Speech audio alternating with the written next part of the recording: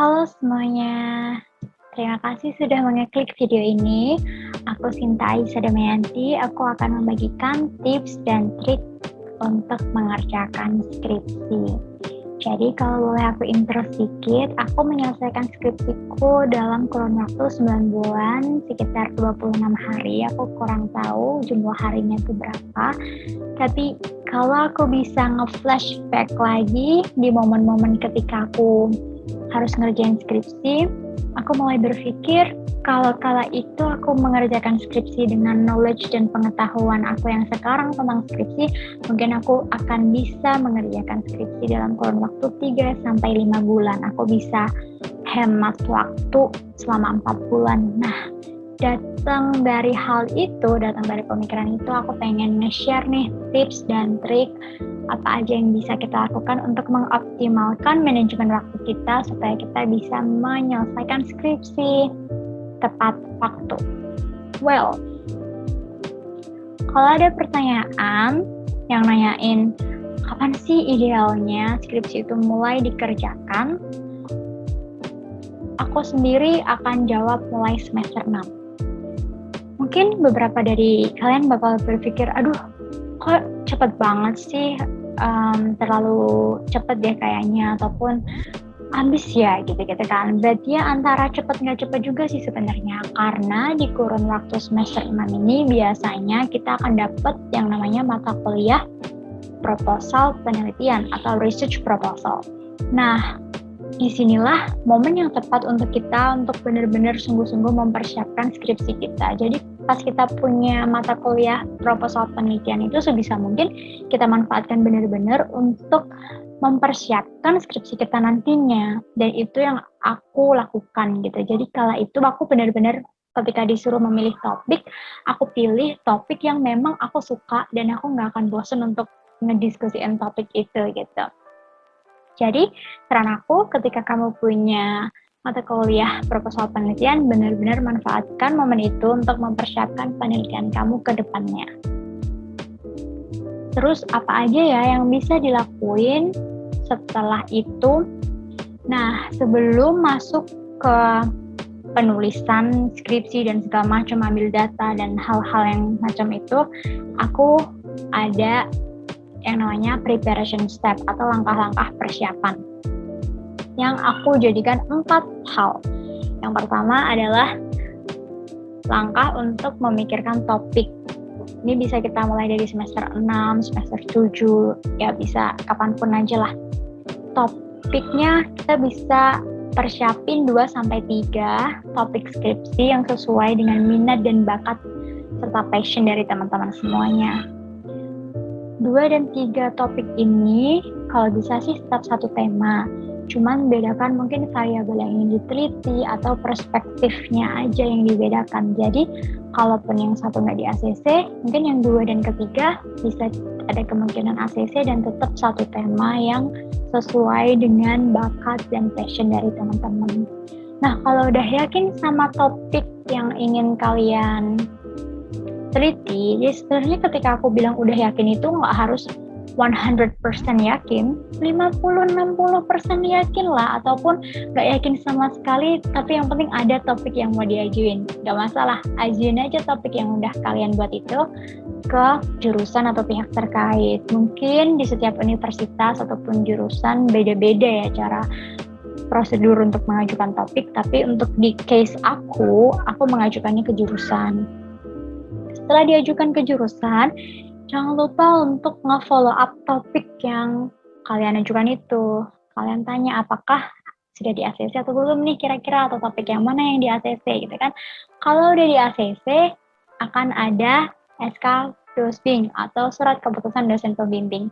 Nah, surat ini bisa kalian gunakan untuk menghubungi dosen pembimbing kalian kenalan dengan beliau, walaupun mungkin kalian udah pernah ketemu di kelas, tapi alangkah lebih baiknya kalian kenalan lagi, kalian tunjukkan SK pembimbingnya, dan kalian bilang bahwa mulai ke depannya kalian akan meminta bantuan beliau untuk membimbing kalian dalam pengerjaan skripsi.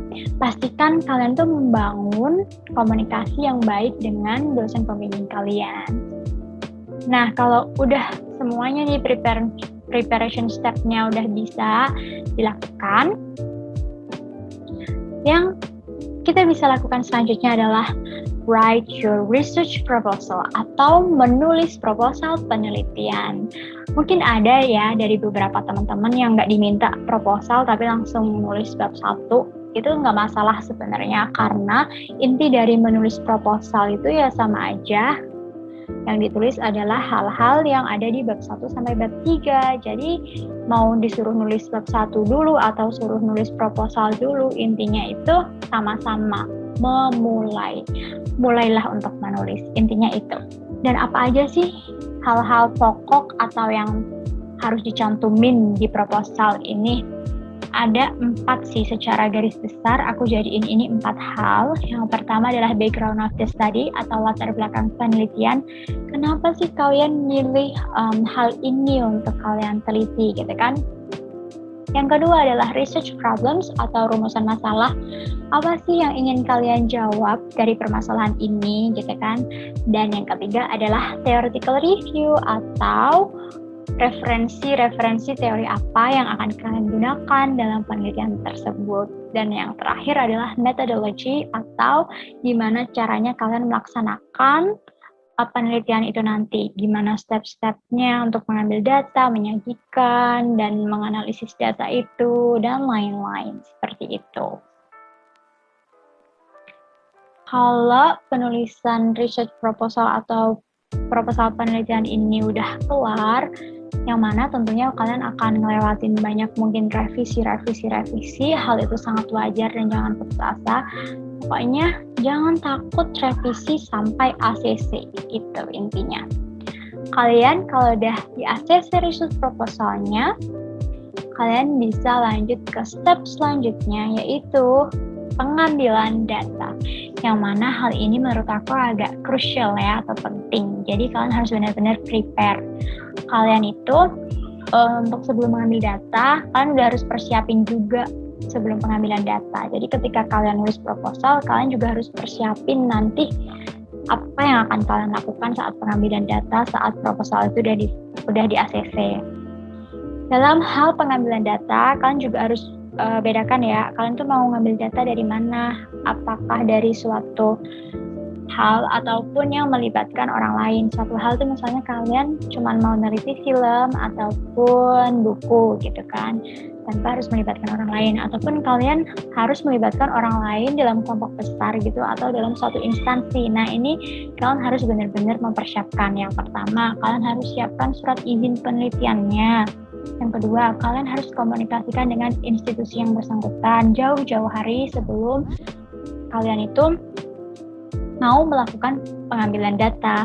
Yang mana baiknya itu ketika kalian masih dalam penulisan proposal, kalian sudah mencari institusi mana sih yang cocok dan kira-kira bersedia gitu kan. Karena ada kemungkinan institusi yang kalian tuju tuh mungkin nggak mau nerima juga. Jadi jangan mepet-mepet kalau emang harus mencari institusi terkait gitu kan. Terus kalian juga harus mempersiapkan jadwal, misalkan berapa lama kalian mau ambil data dan di setiap hari itu agendanya apa, itu harus jelas kayak gitu. Kalau udah, ketika proposal kalian ACC, kalian bisa langsung terjun ke lapangan untuk ambil data. Nah, kalau datanya udah diambil, saatnya untuk memproses data. Data ini bisa diproses ke dalam bentuk tabel atau transkrip, misalkan kuesioner. Kalian bisa buat informasi yang ada di kuesioner per individu itu ke dalam suatu tabel. Misalkan kalian pakai Likert scale, yang mana misalkan ada pilihan sangat setuju, tidak setuju, dan sangat tidak setuju. Nah, ada berapa orang untuk pernyataan nomor 1 misalkan, ada berapa orang ya yang memilih sangat setuju, ada berapa orang yang memilih setuju, tidak setuju, dan sangat tidak setuju. Itu bisa kalian rangkum dalam tabel tersebut. Kalau misalkan kalian mengambil datanya berupa interview, rekaman interview itu bisa kalian tulis berupa transkrip yang bisa dibaca. Kalian bisa menghilangkan beberapa informasi yang mungkin tidak berpengaruh dalam penelitian kalian, kayak gitu. Kalau udah diproses datanya, terus jadi mudah untuk dibaca datanya, tugas selanjutnya adalah untuk menyajikan data. Data ini juga bisa disajikan dalam bentuk tabel yang kemudian diberi interpretasi. Apa sih maksud dari tabel ini? Kalian jelaskan. Ataupun bisa kalian sajikan berupa diagram, yang tidak lupa juga untuk diberikan interpretasi, ataupun kalian sajikan dalam bentuk paragraf yang diinterpretasikan. Nah, interpretasi ini bisa kalian berikan pandangan dari kalian sendiri, pandangannya dari ahli. Jadi kalian berikan pandangan kalian cantumkan pendapat ahli, dan juga kalian juga bisa masukkan pandangan dari partisipan-partisipan yang terlibat dalam penelitian itu. Nah, kalau udah disajikan, selanjutnya kita bisa menulis bab yang terakhir, yaitu bab 5, yang mana bab 5 ini menampung atau merangkum tentang kesimpulan dari penelitian kalian dan saran yang bisa kalian berikan kepada pihak-pihak terkait. Dan jangan lupa juga untuk kasih tahu kekurangan dari penelitian kalian apa, guna untuk peneliti-peneliti selanjutnya itu bisa meningkatkan kualitas penelitian mereka dengan belajar untuk menghindari kekurangan dari penelitian kalian. Nah, itu tadi hal-hal yang berkaitan dengan hal teknis mengenai penulisan skripsi.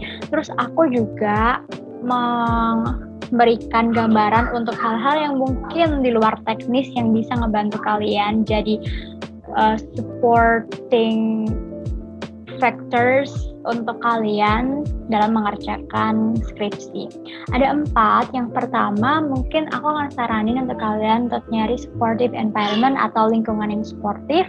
Bisa cari teman yang mau untuk diajak ambis. Ini bakalan bermanfaat banget ketika kalian punya grup yang mau mendiskusikan tentang skripsi, nggak tertutup tentang hal-hal yang berbau skripsi dan nggak anti skripsi, yang mau berdiskusi dan bertukar pikiran tentang apa sih kendala-kendala mereka dalam menghadapi skripsi kayak gitu, dan mau diajak ambis bareng. Kayak ini tuh buat aku bermanfaat sih untuk bisa nemu lingkungan yang suportif kayak gini.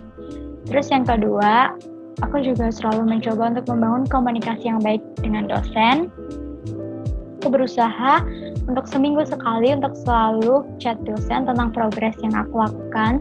Nggak harus selalu ngasih revisian, tapi yang penting ada chat gitu loh, progresnya gimana, kesulitannya apa. Mungkin paling lama waktu itu aku nggak ngehubungin dalam proses bimbingan adalah 2 minggu. Terus yang ketiga, aku tuh punya pegangan cutting. Lah, apa maksudnya pegangan cutting? Yang artinya adalah aku punya beberapa list referensi cutting yang aku tahu aku bisa tanya-tanya seputar skripsi ke mereka-mereka. Selain punya pegangan cutting, aku juga mencari referensi atau mengandalkan referensi dari teman aku yang udah selesai skripsi duluan, yang mana yang satu jurusan juga ataupun satu prodi, jadi akan lebih relate tentang masalah yang dihadapin. Dan teman-teman aku yang udah selesai duluan ini biasanya aku tanyain tentang hal-hal yang di luar teknis penulisan skripsi, tapi lebih ke hal-hal administrasinya, gimana sih harus ngurus surat ini, gimana sih stepnya kalau udah selesai sampai sini, gitu-gitu. Nah, ini mungkin hal-hal yang works on me ya, atau emang bisa berlaku untuk aku, tapi mungkin juga nggak terlalu bisa berlaku untuk kalian. Kalian bisa take aja yang mungkin emang bisa kalian lakukan, dan mungkin bisa kalian singkirkan yang mungkin nggak relate sama kalian. Nah, dan ini adalah website-website yang membantu aku dalam menemukan artikel-artikel dan jurnal untuk referensi skripsi aku. Aku mostly use this for website Google Scholar, ResearchGate, and Academia, and also Skyhook. Ya, you know lah, untuk mahasiswa Skyhook itu apa. Nah, kira-kira itu dia yang bisa aku share tentang skripsi. Semoga ini bisa ngebuka gambaran teman-teman yang baru mau mulai ngerjain skripsi, atau yang baru stuck di tengah-tengah mengerjakan skripsi, atau yang mungkin maba dan masih awam tentang skripsi itu apa. Intinya aku pengen teman-teman bisa mengambil sesuatu yang positif dari sini dan buang yang negatif. And I will say skripsi kalian itu gak harus selesai cepat. Yang penting kalian bisa pastikan bahwa di setiap waktu yang kalian habiskan setiap harinya, kalian itu stay productive. Mungkin skripsi kalian belum selesai, tapi kalian udah kerja dan earn your own money. Atau mungkin kalian sudah bisa running your own business. Dan itu juga hal hebat. Tapi, apapun itu, aku saranin untuk kalian menyelesaikan apa yang udah kalian mulai. So, finish what you have started. No matter itu akan memakan waktu berapa lama, intinya selesaikan apa yang udah kalian mulai. Dan ingat bahwa skripsi bukan suatu hal yang baru, banyak orang yang udah bisa menyelesaikannya, and there is no reason kenapa kamu enggak. Oke, mungkin itu aja yang bisa aku sampaikan. Thank you for watching everyone. Bye-bye.